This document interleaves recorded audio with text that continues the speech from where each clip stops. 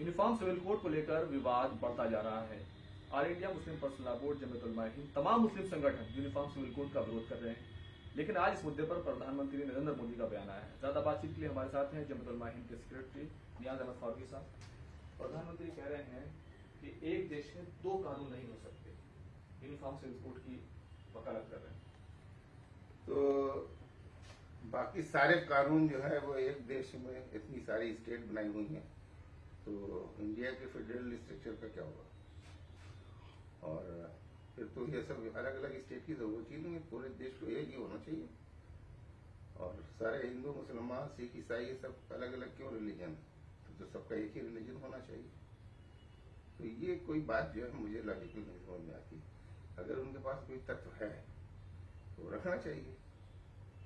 सबसे पहली बात यह है, उन्होंने कहा कि एक परिवार के सदस्य के ऊपर अगर अलग अलग कानून लगे, तो सबसे पहले तो प्रधानमंत्री जी से मैं ये पूछूंगा कि इसकी आप क्या व्यवस्था कर रहे हैं कि एक ही परिवार के सारे सदस्यों के साथ बराबर का मामला होना चाहिए। कम से कम आपको तो करना चाहिए।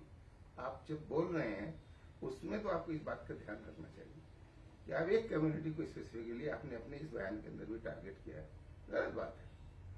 ये यूनिफॉर्म सिविल कोड जो है ये बहुत ही संजीदा मामला है।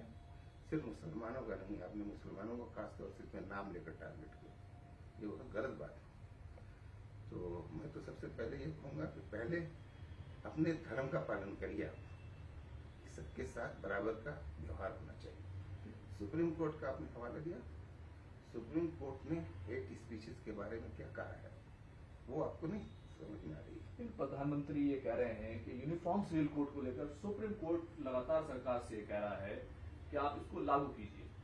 हाँ, ठीक है, लगातार नहीं कह रहा है। किसी केस में सुप्रीम कोर्ट के ऐसे ऑब्जर्वेशन हैं, मैं उसका इनकार नहीं कर रहा हूँ, लेकिन किस स्थिति में और किसके लिए? खाली मुसलमानों के लिए कहा उन्होंने, इसमें स्पेसिफिकली उन्होंने मुसलमानों को टारगेट किया है।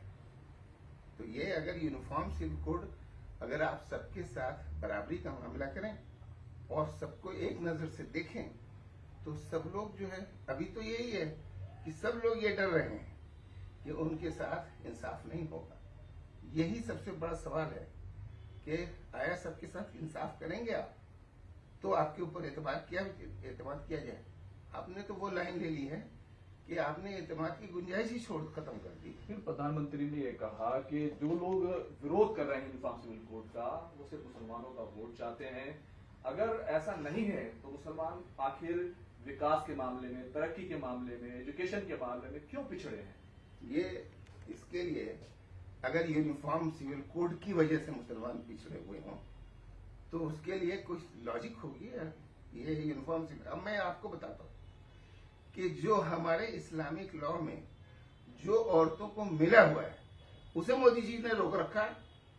पहले वो तो दे दो कम से कम। मिसाल के तौर पर एग्रीकल्चरल प्रॉपर्टी में मर्दों और औरतों का बराबर का हिस्सा है हमारे इस्लाम के अंदर, लेकिन आपके कानून में आपने इसे एकदम कर रखा है। तो ये हम तो कहते हैं दोनों बराबर का हिस्सा क्यों नहीं देते हो? तो बहुत सी चीजें आपको ऐसी मिलेंगी कि जिसमें खुद सरकार बाधा है औरतों की तरक्की में। अब औरतों को अगर तलाक चाहिए, औरतों को अगर चाहिए और वो ऐसी स्थिति में है, तो आपने उनको ऐसी कैसी स्थिति में डाल रखा है कि जिसकी वजह से उनके लिए तलाक लेना पॉसिबल नहीं है। इस्लामिक लॉ में तो सारे प्रोविजंस है हमारे यहाँ, लेकिन आप उसको करने नहीं देते हैं।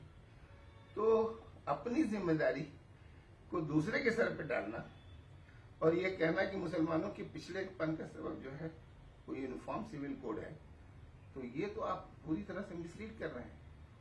मुसलमानों के पिछड़ेपन का सबब सबसे पहली चीज ये है उनका डिस्क्रिमिनेशन है। आपने मुसलमान औरतों को जॉब दी है क्या? चलिए आप औरतों की भलाई चाहते हैं तो मुसलमान औरतों को जॉब दी है क्या? हमारा परसेंटेज जॉब्स में क्या है? वहां पे यूनिफॉर्म सिविल कोड तो नहीं है ना। हमारा परसेंटेज पार्लियामेंट में क्या है? वहां पे यूनिफॉर्म सिविल कोड तो नहीं है। ब्यूरोक्रेसी में क्या है? उसमें यूनिफॉर्म सिविल कोड तो नहीं है।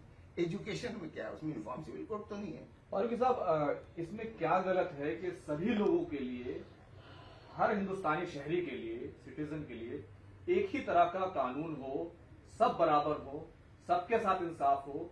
ये प्रधानमंत्री ने कहा, वो ये चाहते हैं। गलत, प्रधानमंत्री की बात ही गलत है। सारी दुनिया में कहीं ऐसा नहीं है। देश के अंदर कोई भी कानून उठा के देख लीजिए, अपने कॉन्स्टिट्यूशन में देख लीजिए, अलग अलग धाराएं हैं, अलग अलग एक्सेप्शन हैं, अलग अलग एग्जेम्पशन हैं, कभी रेस की बिना पर, कभी जो है वो जेंडर की बिना पर। कोई भी ऐसा कानून नहीं जिसमें एक्सेप्शन ना हो। तो जब हर कानून के अंदर इंसानियत नहीं है, तो सिर्फ मैरिज ही के सिलसिले में कैसे इंसानियत हो सकती है? उसके लिए जरूरी है ना, जिस बेसिस पे कानून बने हैं, तो मजहब उसका एक बेसिक सोर्स ऑफ लॉ जो है वो रिलीजन भी है, सोर्स ऑफ लॉ जो है कस्टम भी है। अगर ये भिन्न भिन्न है, अगर हमारा मजहब अलग है और किसी और का मजहब अलग है और मजहब से कानून बन रहा है, तो जाहिर है कानून भी एक सा नहीं हो सकता, सबके लिए अलग। जब तक सबके साथ बराबरी और इंसाफ होना चाहिए। ये बात 100% सही है, वो आप करने को तैयार नहीं है।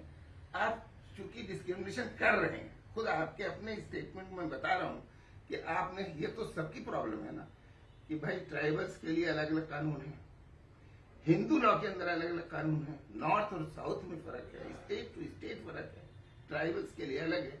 हाँ, अपने हिंदू लॉ के अंदर ही कितने वेरिएशंस हैं, उन सबको आपको टारगेट नहीं किया आपने। अगर ये कॉमन सिविल कोड आएगा तो ये सब खत्म हो जाएंगे, एक सा हो जाएगा? ऐसा कुछ नहीं होगा, क्योंकि ये पॉसिबल ही नहीं है, वरना आज तक 65 साल में क्यों नहीं होता। तो यही सबसे बड़ा सवाल है कि अगर इसको आर्टिकल 44 में रखा गया और उस टाइम जबकि इतने बड़े बड़े स्टालवार्ट मौजूद थे और वो इसे आर्टिकल 44 में रखने पे मजबूर हुए, इसको फंडामेंटल राइट क्यों नहीं बनाया? सोचने की बात है ना। तो वो स्थिति क्या बदल गई? अब क्या हिंदुस्तान के अंदर आपने सबका एक रिलीजन बना दिया? लेकिन दलील ये है कि इन्हें भविष्य के लिए डायरेक्टिव प्रिंसिपल के तहत इसको छोड़ दिया गया था, अब सरकार इस सिलसिले में कोशिश करना चाहती है। डायरेक्टिव प्रिंसिपल में बहुत सारे डायरेक्टिव प्रिंसिपल दिए गए हैं, वो शराब के अंदर भी है, गाय के अंदर भी है, और जो है और बहुत सारे इश्यूज के अंदर वो दिए गए हैं। आपने गाय के अंदर भी यूनिफॉर्म लॉ बनाया क्या? किसी स्टेट में अलाउ है, किसी स्टेट में नहीं अलाउ है, वो डायरेक्टिव प्रिंसिपल में नहीं है क्या? तो ये बात कहना, हालांकि मैं गौ माता की बात कर रहा हूँ, जिसे आप माता कहते हैं, उसके बारे में भी आप यूनिफॉर्मिटी नहीं ला सकते हैं पूरे मुल्क के अंदर। तो आप क्या इसकी बात करते हैं? और इसी तरीके से शराब की बंदी के बारे में पूछ रहा हूँ, कहीं दिल्ली का क्या मामला था? तो दिल्ली को तो आपने शराब की फैक्ट्री बना दिया। क्या अगर कोई मसवदा आता है, जैसे लॉ कमीशन ने 1 महीने के अंदर सभी लोगों से राय मांगी है, कोई प्रपोजल आता है, कोई रिपोर्ट आती है, क्या वो काबिल कबूल होगा? उस पर आप लोग विचार करेंगे? देखिए, कोई चीज पहले आएगी तो हम ऐसे अंधी बात करने वाले नहीं है। इससे पहले लॉ कमीशन ने हमसे सजेशन मांगा था, हमने पूरा प्रेजेंटेशन लॉ कमीशन के सामने किया और उसके जवाब में लॉ कमीशन ने ये कहा, ये रिपोर्ट सबमिट की, neither it is necessary not desirable. कहा ना, हमारी बेसिस पे तो कहा ना। इसी तरीके से अभी ये लॉ कमीशन ने ये सजेशन मांगे हैं, हम ये एक्सपेक्ट करते हैं, हम अपने सजेशन लॉ कमीशन के सामने रखेंगे, उन तत्वों पर वो कमीशन गौर करेगा और अपनी रिपोर्ट देगा, उसके मुताबिक फैसला होगा। लेकिन ये ईमानदारी नहीं है जो प्राइम मिनिस्टर साहब कर रहे हैं। He is prompting the law commission. इन्होंने यही किया है कि कोर्ट के ऊपर, लॉ कमीशन के ऊपर सबको जो है इन्फ्लुएंस में ले रहे हैं। इस मौके पर जबकि लॉ कमीशन ने ये सवाल पूछा था और हम लोग उसकी प्रिपरेशन कर रहे हैं, 1 महीने का टाइम दिया गया, उससे पहले प्राइम मिनिस्टर साहब जो है अपना फतवा लेकर आ गए। लेकिन सवाल ये है, क्या आप इस बात के हक में हैं कि यूनिफॉर्म सिविल कोड होना चाहिए या पहले की तरह आप लोग विरोध ही करेंगे? देखिए, यूनिफॉर्म सिविल कोड, मैं यही कह रहा हूँ कि मेरी राय नहीं है, लॉ कमीशन की अपनी राय कि नहीं होना चाहिए। तो आप मुझसे क्या सवाल पूछ रहे हैं? बहुत बहुत शुक्रिया। कैमरामैन जगदीश गौतम के साथ अदरम शहजाद, न्यूज़ 18 दिल्ली।